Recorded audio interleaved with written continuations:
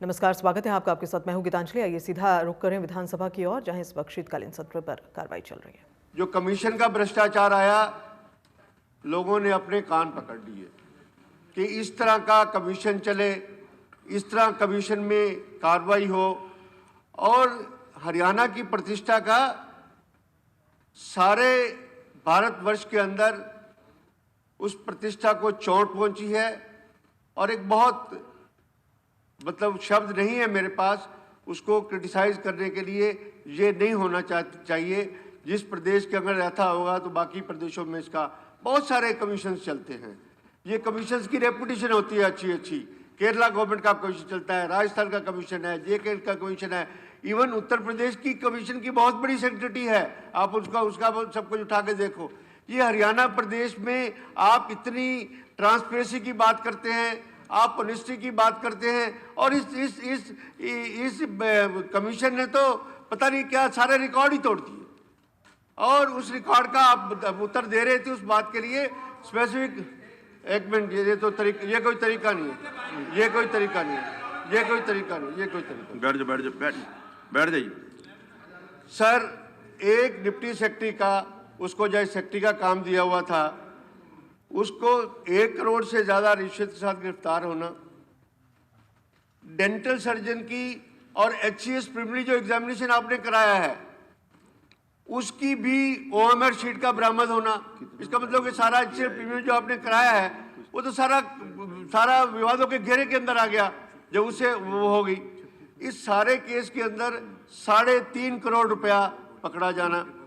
और जहां तक थे कि जो बीच में उस सेक्रेटरी के जो लोग थे पास करवाने के लिए, चाहे वो डेंटल सर्जन में है या और पोस्टों में कुछ है, 60% पैसे एडवांस लोगों से लेके आते थे कि इतने पैसे पहले दे दो और बाद में बाकी कार्रवाई होगी।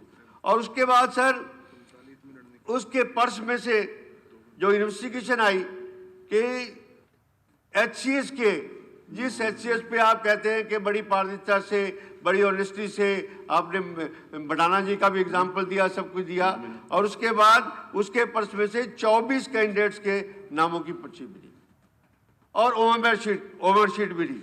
अब मैं आता हूँ छोटे कमीशन पे, जो फॉरेन सर्विस सिलेक्शन कमीशन है। उसमें पिछले दिनों आपने नकल का सवाल भी लाया। उस दिन 1 करोड़ रुपए में वो जम्मू में के कहाँ पर आपका प्रिंटिंग प्रेस से पेपर ही बेच दिया वहां पर आके। उसके बाद महिला कांस्टेबल में 38 OMR खाली मिली। ग्रुप D की नौकरी नीलाम हो रही है और वो कहते हैं, जो अखबारों में आ रहा है, सब कुछ समाचार पत्रों में आ रहा है, उसका रेफरेंस आप भी दे रहे थे कि 5 लाख में ग्रुप 2 की नौकरी, ALM 10 लाख में लगवाओ और सिपाही की परीक्षा पास करने के लिए 15 लाख लगवाओ।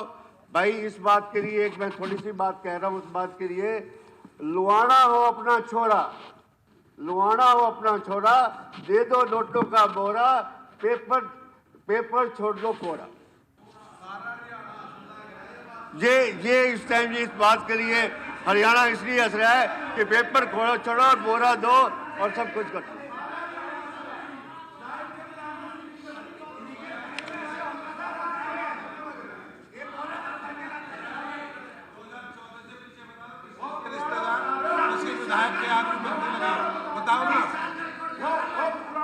प्लीज बैठिए मंत्री जी, स्पीकर सर, अब इस बात की देखने की बात है, आदरणीय मुख्यमंत्री जी, इंक्वायरी करवा, हाई कोर्ट के जज से करा, सुप्रीम कोर्ट के जज से करा, ऐसे ही बोल रहा बाद में। बैठ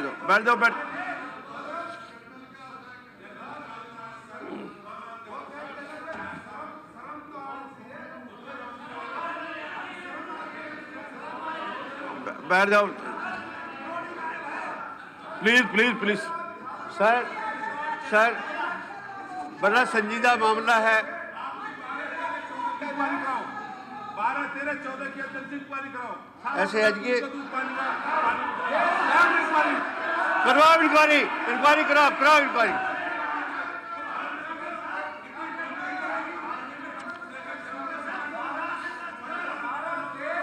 प्लीज देखो ये तरीका नहीं है, ये हाउस चलाने का तरीका नहीं। राणा जी इस तरह प्लीज हाउस हम भी चलने देंगे? प्लीज ये कोई बात है? इनका क्या मतलब, इसका क्या मतलब? मंत्री है ये प्लीज मंत्री जी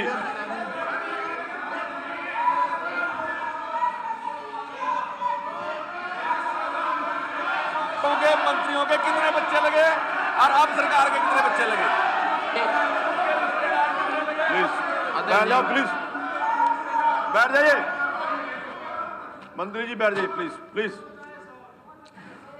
अध्यक्ष जी, क्या कर रहे हो भैया, तुम क्या कर रहे हो? मेरा सभी आदरणीय सदस्यों से निवेदन है कि चर्चा को सुचारू रूप से चलने दें और कोई अभी फालतू आप इसमें मत बोलिए। आप ये बैठे बैठे बोलने का। राणा जी बैठ जाइए प्लीज। देखिए, मेरा निवेदन है कि हम किसी भी प्रस्ताव के ऊपर चर्चा कर रहे हैं, और दूसरा जो अभी कहा कि चर्चा के अंदर वो भाग नहीं दे सकते, ये हमारी परंपरा नहीं है। कोई रूल रूल के मुताबिक कहाँ रूल के अंदर है बताइए ना। तो आप बताइए कहाँ रूल में है, आप बताइए कहाँ रूल में है। नहीं आप बताइए। डिस्कशन ऑफ द स्पीकर, ये डिस्कशन ऑफ द स्पीकर है, ये स्पीकर की डिस्कशन है, किसी रूल में अंदर आप बता दीजिए। ये ऐसे थोड़ी कि एक पक्ष चर्चा करता रहेगा दूसरा बोल ही नहीं सकेगा। ये हाउस जो है डिस्कशन के लिए, ये हाउस डिस्कशन के लिए, चर्चा के लिए। दूसरी चर्चा से क्यों डरते हो? सत्ता पक्ष भी बोले, विपक्ष भी बोले, दोनों बोले ना। ये गलत बात है कि आप ये कहो कि दूसरे वो बोल ही नहीं सकते। कोई किसी मेंबर के किसी राइट को आप नहीं रोक सकते।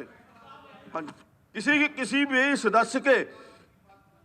हाँ, हमने ये नहीं कहा कि भी डिस्कशन मत करो, मगर डिस्कशन करो तो टाइम बढ़ा दो। बताओ इसमें क्या एतराज है? डिस्कशन आप खाली एडजॉर्नमेंट तक रखो, तो फिर जिनके टाइम है पहले उनको दो टाइम। हाँ जी, उसके अगर एडजॉर्नमेंट मोशन तक रखना है, हाँ, तो जिन्होंने दे रखा है नोटिस उनको टाइम दो। और नहीं बुलवाएंगे, हमने सबको कहा है कि हम देर बुलवाएंगे। डिस्कशन के लिए हम तैयार हैं। हाँ, तो आप सबको बुलाओ, लेकिन टाइम बढ़ा दो हमारा। तो वही बात नहीं, टाइम बढ़ाने में कोई दिक्कत नहीं है। ठीक है, यही मैंने कहा। कोई नहीं, नहीं अगर जरूरत होगी तो टाइम बढ़ाएंगे, कोई दिक्कत नहीं है। पर ये नहीं है कि वो चर्चा में हिस्सा नहीं ले सकते। ये ऐसा रूल कोई नहीं है, ये कोई रूल में नहीं है। हमने कहा टाइम बढ़ा दो, डिस्कशन करा लो। बड़ा गंभीर विषय है, गंभीर विषय। अध्यक्ष जी नहीं, कन्वेंशन क्या है कि सत्ता जो वो बोल ही नहीं सकता सत्ता पक्ष। हाँ जी, नहीं आप पीछे के अपने रिकॉर्ड SYL का रिकॉर्ड निकाल करके देखिए, आप कितने लोगों ने चर्चा में हिस्सा लिया है। हाँ जी, अध्यक्ष जी, जो एडजर्नल मोशन के प्रश्न पूछे गए थे वो तो मैंने उत्तर दे दिए थे, लेकिन मैं देख रहा हूं कि इस चर्चा में बातें इधर उधर घूम रही हैं। जो घूम रही हैं तो उसका जवाब देना भी मेरा काम बनता है। मैं उन विषयों में, कुछ विषय तो उसके अंदर ही हैं जो अभी बाद में हमारे सांसद अभय सिंह जी ने विषय उठाए थे। कुछ तो उन बातों को मैं कह रहा हूँ। जैसे उन्होंने पूछा कि उप सचिव पद ये कब स्वीकृत हुआ। स्वीकृत का मैंने बता दिया था कि ये 21/2/2014 को स्वीकृत हुआ, लेकिन ये रेगुलराइज नहीं था। ये रेगुलराइज हमने आके किया है, ये मान करके कि हाँ, अगर उप सचिव का पद उस समय सृजित किया गया है तो उसकी आवश्यकता इसीलिए रही होगी कि कभी सचिव की बजाय उप सचिव को भी काम देना पड़ सकता है, इसलिए ये पद जो है ये रेगुलराइज होना चाहिए। हमने इसको जून 2021 में रेगुलराइज कर दिया है। इसीलिए इसी प्रकार जो दूसरा विषय था कि जो दोनों कंपनियां हैं, जो मेरे पास आ गया है कि दोनों company message Paru data solution private limited, इसका संचालक अश्विनी शर्मा है, जिसको हमने पकड़ के अंदर कर दिया है और वो अभी भी जेल में है। और जो मैसेज सेफ.ई सॉल्यूशंस कंपनी है, जिसका मालिक जसवीर बलहारा है, वो अलग व्यक्ति है। ये दोनों फर्में अलग अलग हैं, कोई सिस्टर कंसर्न का इनका संबंध नहीं है। नहीं है, तो उसको तो हटा दिया था, 2019 में हटा दिया।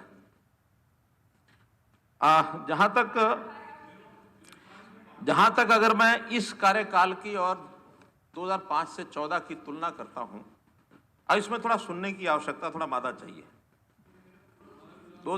हाँ बाद में बोलना 2005 से 14 कुल मिला के जो आज आंकड़े बताते हैं कि कुल 7 मुकदमे और 10 साल में, और इस नकल के अथवा छोटे बड़े एक दो लोग 16 लोग कुल मिला के आरोपित हुए 7 मुकदमों में। और बाद में उसी काल में कुछ बाद में धीरे धीरे कुछ जमानत पर हैं, कुछ छूट गए हैं, यानी कोई उसमें गंभीरता दिखाई नहीं गई। जबकि अभी 2014 से अब तक कुल 57 मुकदमे ये हो चुके हैं, और इन 57 मुकदमों में 432 आरोपी, जिसमें 133 परीक्षार्थी, 115 साजिशकर्ता, 93 दलाल, 37 अधिकारी कर्मचारी, 37 सॉल्वर और 17 सीटर, इतने लोगों को आरोपित किया है हमने। और इनके ऊपर सबके ऊपर केस चल रहे हैं। अकेले जो कांस्टेबल की भर्ती थी उसमें 7 FIR हुई हैं और 60 लोगों को पकड़ के अंदर किया गया, एक की भी जमानत नहीं हुई है। यानी इतना बड़ा व्याप, ये अपने को ध्यान में आएगा कि हमने किस प्रकार से। और एक विषय आया कि हरियाणा लोक परीक्षा अनुचित साधन निवारण विधेयक 2020 एंटी कॉपिंग बिल जो हमने पास किया, जितने भी अब उस पास होने के बाद जितने लोगों को पकड़ा है, जो FIR हुई है, इसी एक एक्ट में हुई है। मैं एक बात तो जरूर आपसे साझा करना चाहूंगा कि कभी भी एक्ट जो है वो प्रोस्पेक्टिव होता है, रेट्रोस्पेक्टिव नहीं है। इसलिए प्रोस्पेक्टिव है तो उसके बाद जो पकड़े गए हैं उन्हीं के ऊपर एक्शन होगा। आखिरी 2021 अभी इसी वर्ष पास हुआ है, शायद पिछले ही सत्र में पास हुआ है, तो इसके बाद ही आखिर जो लोग इसके अंतर्गत आएंगे वही आएंगे, और उनकी सजा उसके इन्वेस्टिगेशन के बाद ही होगी। उससे पहले तो सजा नहीं दे सकते। ना हम उनको कोई आरोप करने वाले हमें पता लग जाए कि ये आरोपित हैं और इसलिए पहले ही सजा दे दो। तो इसलिए आपने कहा कि उसका कोई फायदा नहीं हुआ, फायदा तो अब होगा। और अब उसका एक जो भय है, डर है, वो निश्चित रूप से इसमें इसका बैठेगा, ऐसा मैं मानता हूं। अब देखिए अटैच ले रहे हैं कि नहीं ले रहे हैं, इसका इतना ही ध्यान करें कि आखिर इसका किसी को फायदा हुआ है क्या। अभी तक की इन्वेस्टिगेशन में जितने पैसे पकड़े गए, जिन जिन का आया है मामला, उनमें से या तो पास नहीं हुए, और अगर पास भी हैं तो उनको हमने रद्द कर दिया है, उनको हमने सस्पेंड कर दिया, उनका रिजल्ट भी रोका है। किसी को पास नहीं करेंगे, किसी को पास नहीं करेंगे। नहीं, आखिर इन्वेस्टिगेशन के बाद भी पता लगेगा। HPSC is autonomous body. How can you show them? Let them think. देखिए, एक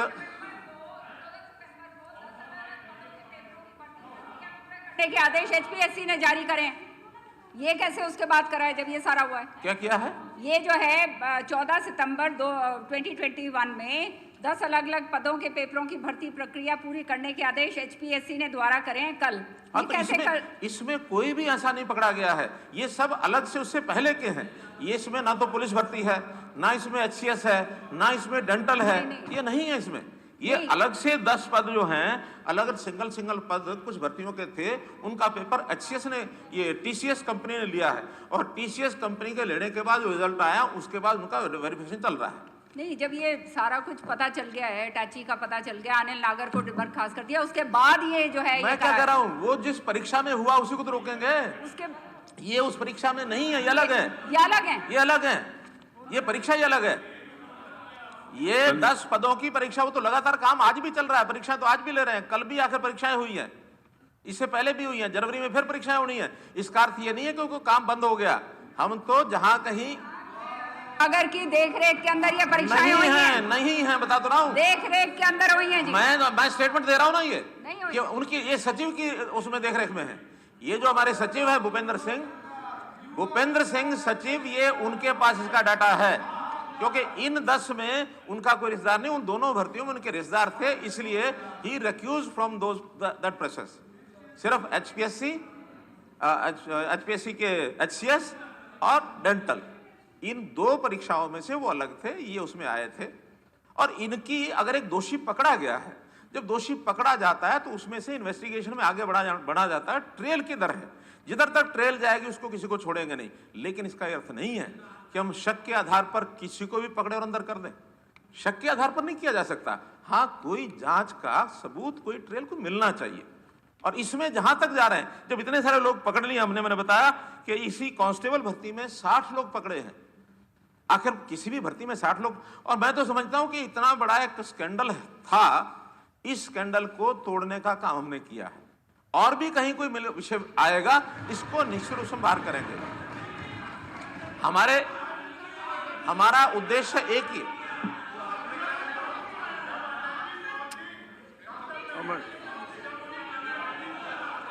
लिया जब अजय जी पहुंच गए दफ्तर में, जब पता लगा सीएम साहब इसका देखिए, सुनिए मलिक साहब बैठ। देखिए, सुनिए, ये भर्तियां आज जो भर्तियां हो रही हैं, मैं कुरेदना नहीं चाहता हूं। मैं उन पुरानी भर्तियों का किस्सा आपको बता देता हूं। आप एक मिनट जरा, की भर्तियों गीता जी कागज मेरे पास आए प्लीज हैं। रनिंग कमेंट्री नहीं बनाया मैंने। मैं परमिट करूंगा तो बोलना, वरना नहीं बोलना। इसमें बढ़ा देंगे, 1 घंटा बढ़ा देंगे, आप बढ़ने की बात नहीं करो। ये मतलब नहीं है। जब 2013 के अंदर एचसीएस की भर्ती हुई थी, उस समय और कुल 40 के लगभग एचसीएस या 30 के लगभग, एकदम संख्या मेरे पास नहीं लिखी, लेकिन 17 लोगों की ऐसी लिस्ट है ये, जिसमें या तो सीएम ऑफिस से जुड़े हुए लोग, मंत्रियों से जुड़े हुए लोग, एमएलए से जुड़े हुए लोग, एचपीएससी के पूर्व और वर्तमान जो लोग हैं उनके साथ जुड़े हुए, ऑफिसर्स के साथ जुड़े हुए, अलग अलग संख्या। नाम बताना ठीक नहीं, इसलिए नाम मेरे से अलग कोई लेना चाहे तो मैं दे दूंगा, लेकिन भरे इसमें एक सब, क्योंकि आज भी इनमें से लोग तो काम कर ही रहे हैं। लेकिन आज ये बताइए कि इस समय की भर्ती में ऐसा कितना परसेंट है? ये तो कम से कम 60% है। कितना परसेंट ऐसा है? आखिर ये ऐसा ही नहीं होता कि भी कोई भी योग्य नहीं होगा, कोई अफसर का या किसी नेता का रिश्तेदार योग्य नहीं होगा, ये थोड़ी है, योग्य भी हो सकता है। लेकिन क्या उस समय की परसेंटेज इतनी ज्यादा थी कि 60% यही आएंगे और 40% दूसरे जाएंगे? आज अगर आए होंगे तो 2-5% आज भी किसी का रिश्तेदार आया ही होगा। अब हमारा आईएएस हुए हैं, हमारे एडीजी सीआईडी के बेटे आलोक, उनके बेटे, फिर हमारे विनय सिंह की बेटी वो आईएएस हुई है। नहीं, मैं कहता हूं योग्यता। आप एचसीएस, आप यूपीएससी में से निकाल के ले आओ, आप एचपीएससी निकाल के ले आओ। एचपीएससी के भी तो आखिर हमने एग्जाम बहुत लिए हैं। उन एग्जाम में भी क्या इतने परसेंट लोग ऐसे अधिकारियों के या हमारे नेताओं के, उनके बेटे पोते भाई भतीजे रिश्तेदार हैं क्या? तो ये आखिर इसमें से एक परिणाम निकलता है। और फिर मैं केवल ऐसे बोल रहा हूं, ऐसा नहीं है। मैं एक और बात बता रहा हूं जिसके बारे में आज मेरे से पूछ रहे हैं आप। ये प्रश्न हुड्डा जी से उस समय पूछे गए थे और हुड्डा जी का जवाब क्या था, मैं पढ़ के सुना रहा हूं, जो लिखित में है, बाकायदा छपा है पेपर में। The recruitments are done by HPSC and I have no role in that. If there is anything political, you can ask me, but regarding such recruitments, you should speak to the HPSC chairman. Whatsoever recruitment are done, they are done solely on merit, he said when he her comment. तो वही हम कह रहे हैं। लेकिन तो आप जवाब तो मेरे से मांग रहे हैं। आज जवाब आप हाउस में मांग रहे हैं और जवाब वो देंगे वहां। आप हाउस में नहीं कमाल कर रहे हो आप। क्यों मांगा आपने? आप हाउस के अंदर जवाब मांग रहे हो और जवाब कह रहे हो कि उनसे लो। वो यहाँ मेंबर हैं क्या? नहीं, कमाल कर रहे। हाँ जी। और इसमें कोर्ट की ऑब्जर्वेशन है कि फलाना, उसने रिश्तेदारियां लिखी हैं कि फला व्यक्ति फला का रिश्तेदार, फला व्यक्ति फला का रिश्तेदार। मतलब मैंने बताया ना कि मैं पढ़ना ठीक नहीं, लेकिन कोई लेना हो तो मेरे से ले लेना। फिर 2004 से 2014 तक की भर्तियां, 2005 से 2014 तक की भर्तियां, जितनी भर्तियां हुई हैं उस समय भी 10 साल में भर्तियां हुई, आज भी 7 साल में भर्तियां हुई हैं। भर्तियां तो सब जगह चलनी है, पहले भी हुई, आज भी हुई हैं। उन भर्तियों में कोर्ट्स ने 11 भर्तियां रद्द की हैं। हमने नहीं रद्द की हैं, हाई कोर्ट ने की हैं, सुप्रीम कोर्ट ने की हैं। और कहें तो मैं उनका नाम बता देता हूं। पीटीआई की भर्ती 1983 लोग। क्या विषय क्यों नहीं है? Art and craft. आप क्या कर रहे हो? उनको जवाब देने दो ना। आप सुनने का भी मादा रखो ना। सारी भर्तियों सुनने का भी मादा रखो अगर बोल रहे हैं। हिंदी प्राध्यापक 251, clerk 662, computer operator 140, agriculture inspector 102, जेईज 381, सहायक लाइनमैन 1586, ऑपरेटर बिजली विभाग 188, कैनाल पटवारी 786, लोअर डिवीजन क्लर्क 483। ये 7338 लोग ये बाहर हो गए हैं, आज भी ये सड़कों पर घूम रहे हैं। अगर किसी को दोबारा से अपनी नौकरी के कारण से यानी सारा प्रोसेस ही विशिएटेड, और प्रोसेस इतना विशिएटेड है कि इस प्रोसेस की विश्लेषण में जो टिप्पणियां हैं कोर्ट्स की, वो भी मैं आपको पढ़ के सुनाना चाहूंगा। 11/9/12 को हाईकोर्ट पीटीआई के केस में लिखते हैं, the decision in pursuance where to selection process has been initiated, processed and concluded cannot be said to be that of the commission. Members of the commission, except for being members of selection committee for holding interviews, have not participated in any decision or its making process, which reveals a very gloomy rather than a negative picture of the commission and its functioning. ये commission के ऊपर court का टिप्पणी है, perception नहीं है। उन्होंने सारी चीजों की जानकारियां ली हैं। आखिर कोर्ट ऐसे परसेप्शन पर निर्णय करता है क्या? कोर्ट कभी परसेप्शन पर निर्णय नहीं करता। परसेप्शन पर हम और आप तो बोल सकते हैं, अखबार लाके बोल देंगे ये अखबार में ये छपा है। अखबार में छपी चीजें सारी सत्य नहीं होती, बाकायदा कोर्ट की इन्वेस्टिगेशन होती है, वहां बाकायदा एविडेंस होते हैं, एविडेंस के आधार के ऊपर आप तो वकील हैं, परसेप्शन के ऊपर निर्णय होते हैं क्या?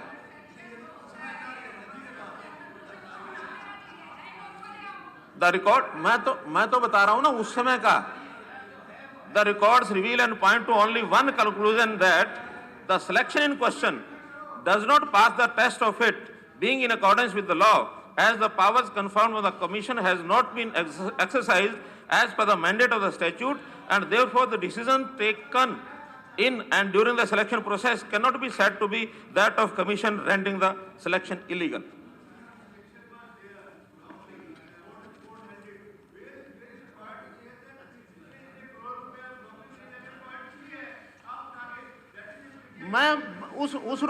वो रुपया कहीं जाता नहीं है बत्रा जी। जो रुपया पकड़ा गया वो कहीं जाता नहीं है। वो जिसने इन्वेस्टिगेशन में पकड़ा है उसके कब्जे में होगा, पुलिस में होगा, नहीं तो ट्रेजरी में जमा कराया होगा। उसका प्रश्न नहीं है आज, वो तो प्रश्न तो उसका नहीं है।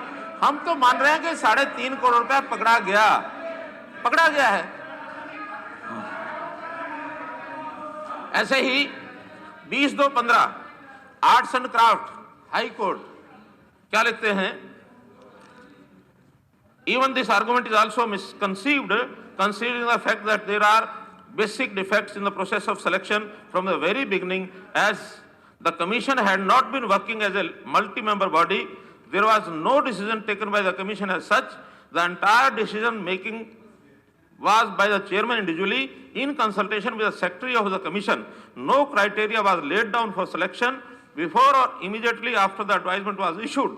Rather, the criteria on the basis of which the selections are sought to be justified was tailor-made to ensure selection of particular candidates.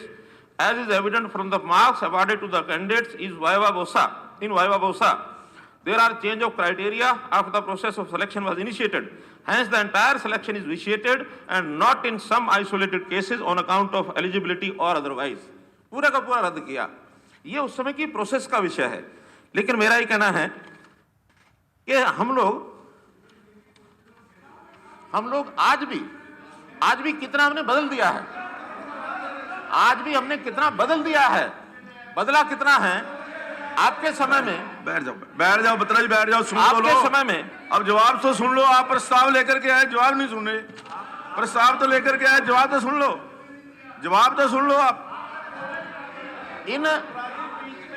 इन भर्तियों पर 2000 जो 13 वाली भर्तियां हैं 2011 में इसकी एडवर्टाइजमेंट की गई थी। आज भी मेरे पास कंप्लेंट्स आ रही हैं। आपने कहा ना इंक्वायरी करा दो, मेरे पास कंप्लेंट है। इस कंप्लेंट के आधार पर आप अगर सदन चाहे तो मैं आज भी इंक्वायरी मार्क कर सकता हूं, आज भी। ठीक है, ये 2011 की, ये जो 2011 की HCS है, मालिक साहब अखबार कहाँ से ढूंढ लेते हो आप? कंप्लेंट लाओ, अखबार लेकर आओ। आप अखबार की बात करें, अखबार मत कहो, कोर्ट मत कहो। एक कंप्लेंट ये ताजा मेरे पास आई है जिसने ये कहा कि मेरा नाम मुझे साक्षात पर भी नहीं बुलाया गया, मेरे मार्क्स इतने थे, बाकियों कितने थे, और इसकी इंक्वायरी कराई जाए, इसकी डिमांड है। मैं हाउस से इसलिए पूछ रहा हूं, ठीक है?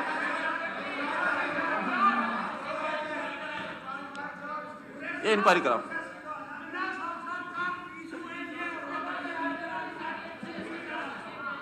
नहीं, आप कंप्लेंट लाओ, अखबार नहीं, आप कंप्लेंट अखबार के बेस पर इंक्वायरी थोड़ी, आप लिख दो, आप लिख करके दो, आप लिख करके दो जो लेना है। लिखित कंप्लेंट लाओ, जब कराएंगे हम कराएंगे। हाँ, लिखित कंप्लेंट लाओ। हमने तो इन चीजों को इतना ठीक करने की कोशिश की है कि साक्षात्कार, ऐसा समय देखा हमने उस समय कि साक्षात्कार खत्म, यानी साक्षात्कार के आधार पर ही लिखित परीक्षा खत्म कर दी और केवल साक्षात्कार के ऊपर चुने जा रहे हैं। और उसमें भी अगर लिखित भी है तो साक्षात्कार 40%, 30%, 20% से नीचे तो होता ही नहीं था। हमने ग्रुप सी और डी कोई साक्षात्कार नहीं होगा, सब खत्म। भाई उनका भी बता रहा हूं, सुनिए, उनका मैं बता रहा हूं।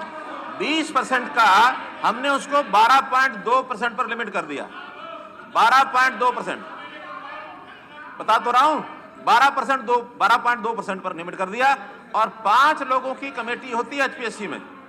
5 लोगों में पहले क्या होता था, केवल एक मेंबर जो एचपीएससी का होता था, केवल वो मार्क्स देता था, बाकी जो सब्जेक्ट एक्सपर्ट होते वो क्वेश्चन पूछते थे।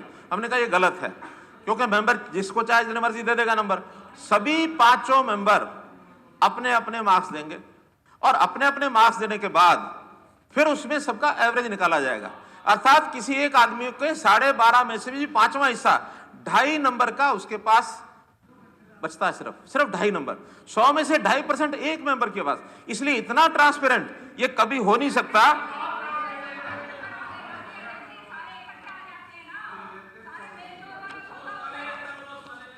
जहां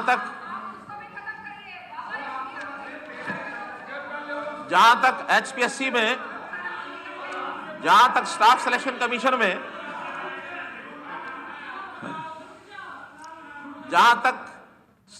कमीशन में, सुधारों की बात है, उन सुधारों की ओर भी हम आगे बढ़े हैं। पहली बात तो संख्या बहुत होती है जो एप्लीकेंट्स होते हैं, और इतने सब एप्लीकेंट्स का आज हरियाणा में स्थिति ऐसी नहीं कि हम एक पेपर करा सकें। लाखों होते हैं, इसलिए उनको मल्टीपल शिफ्ट्स में कराना पड़ता है। जब मल्टीपल शिफ्ट्स में होता है तो अपने को ध्यान में है कि हम उसको पेपर तो अलग अलग देने ही पड़ेंगे। अलग अलग पेपर के बाद एक प्रोसेस है, वो है क्या,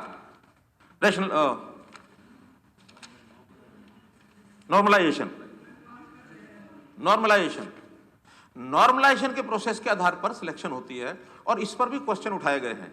इस पर प्रश्न उठाए गए, मैं इसलिए जवाब दे रहा हूं, कोई मुझे शौक नहीं है। ये प्रश्न उठाए गए कि 60 नंबर वाला तो ऊपर उठ गया, 64 नंबर वाला रह गया। जब अलग अलग परीक्षाएं होती हैं, उसमें नंबर ऊपर नीचे आने के बाद उसकी न्यूट्रलाइजेशन होती है। उस न्यूट्रलाइजेशन के आधार पर नंबर जो आखिरी बैच 4-5% का होता है, उसमें ऊपर नीचे हो सकते हैं। उसको कोर्ट्स ने भी मान्य किया है। कई बार न्यूट्रलाइजेशन को चैलेंज किया गया है, कोर्ट्स ने न्यूट्रलाइजेशन को मान्य किया है कि नहीं, जब अलग अलग पेपर होंगे तो उनके डिफिकल्टी के आधार पर उसके नंबर कम या ज्यादा किए जाएंगे। फिर हमने इसमें एक प्रोसेस और चलाई